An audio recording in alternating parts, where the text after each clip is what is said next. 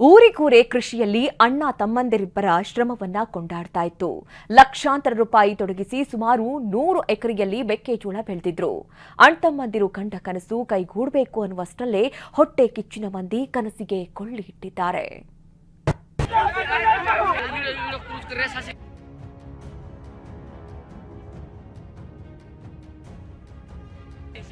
ಶ್ರಮಕ್ಕೆ ಬೆಂಕಿ, ಫಸಲಿಗೆ ಬೆಂಕಿ, ರೈತರ ಒಡಲಿಗೆ ಬೆಂಕಿ, ಮೆಕ್ಕೆಜೋಳ ರಾಶಿಗೆ ಬೆಂಕಿ. ಇಲ್ಲಿ ದ್ವೇಷದ ಬೆಂಕಿ ಸುಟ್ಟು ಹೊಗೆಯಾಡ್ತಿದೆ. ಆ ಸಹೋದರರು ಕಷ್ಟಪಟ್ಟು 100 ಎಕರೆಯಲ್ಲಿ ಮೆಕ್ಕೆಜೋಳ ಬೆಳೆದಿದ್ರು. ಇನ್ನು ಮೆಕ್ಕೆಜೋಳ ಕೂಡ ಭರ್ಜರಿಯಾಗಿ ಬಂದಿತ್ತು. ಇನ್ನು ಮಾರ್ಕೆಟ್ಗೆ ಮಾರಾಟ ಮಾಡಿ ಸಾಲ ಸೋಲ ಮುಟ್ಟಿಸಿ ಸುಖವಾಗಿ ಬಾಳ್ಬೇಕಂತ ಕನಸು ಕಂಡಿದ್ರು. ಆದರೆ ಆ ಒಂದು ಕನಸಿಗೆ ದುಷ್ಕರ್ಮಿಗಳು ಕೊಳ್ಳೆ ಇಟ್ಟಿದ್ದಾರೆ ಅಂತ ಹೇಳ್ಬೋದು. ಮೆಕ್ಕೆಜೋಳದ ರಾಶಿಗೆ ಪೆಟ್ರೋಲ್ ಸುರಿದು ಬೆಂಕಿ.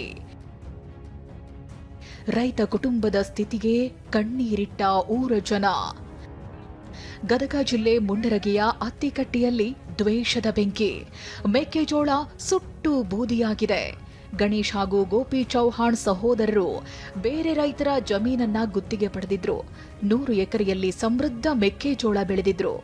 ಊರ ಹೊರಗೆ ಕಟಾವು ಮಾಡಿದ್ದ ಮೆಕ್ಕೆಜೋಳದ ರಾಶಿ ಮಾಡಿದ್ರು. ಇನ್ನೇನು ಮಾರಾಟ ಮಾಡಬೇಕಿತ್ತಷ್ಟೇ.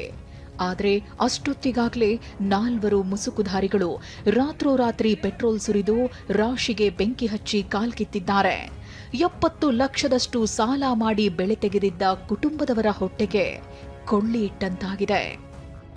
ಸರ, ಸಾಲ ಸೂಲ ಮಾಡಿ ಎಲ್ಲ ರೈತರಿಗೆ ರೊಕ್ಕ ಕೊಟ್ಟು ಹೊಲ ಮಾಡ್ಯಾರ. ಯಾರ ದುಷ್ಕರ್ಮಿಗಳು ಬಂದ್ರಿ, ನಾವೇನು ಯಾರು ಕೂಡ ಜಗಳ ಆಡೋರಲ್ರಿ, ಹುಡ್ರು ಇಬ್ಬರ್ರಿ, ಅವರು ನಮ್ಮ ಅಣ್ಣನ ಮಕ್ಕಳ್ರಿ.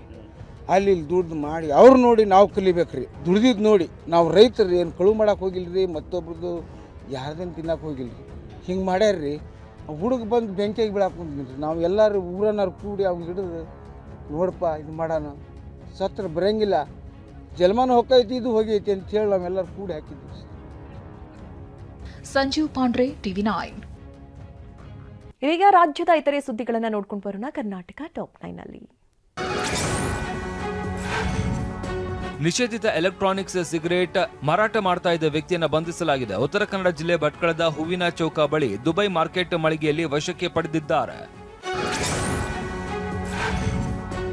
ಚಿಕ್ಕಮಗಳೂರಿನಲ್ಲಿ ಬಾಂಗ್ಲಾದೇಶದ ಕೂಲಿ ಕಾರ್ಮಿಕರ ಸಂಖ್ಯೆ ಹೆಚ್ಚಾಗಿದೆ. ಮೂಡಿಗೆರೆ ಪಟ್ಟಣದಲ್ಲಿ ನಡೀತಾ ಇದ್ದ ಸಂತೆಯಲ್ಲಿ ಹಿಂದೂ ಸಂಘಟನೆ ಕಾರ್ಯಕರ್ತರು ದಾಳಿ ನಡೆಸಿ ದಾಖಲೆ ಪರಿಶೀಲಿಸಿದ್ದಾರೆ. ಆಗ ದಾಖಲೆ ತೋರಿಸುವುದಕ್ಕೆ ತಬ್ಬಿಬ್ಬುಗೊಂಡು ಕೆಲವು ಕಾರ್ಮಿಕರು ಎಸ್ಕೇಪ್ ಆಗಿದ್ದಾರೆ.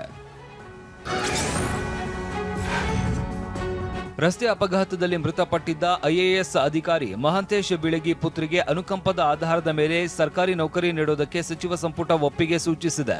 ಮಹಾಂತೇಶ್ ಬೀಳಗಿ ಪುತ್ರಿ ಚೈತನ್ಯಾಳಿಗೆ ಗ್ರೂಪ್ ಸಿ ಹುದ್ದೆ ನೀಡೋದಕ್ಕೆ ಸಂಪುಟ ಸಭೆ ಅನುಮೋದಿಸಿದೆ.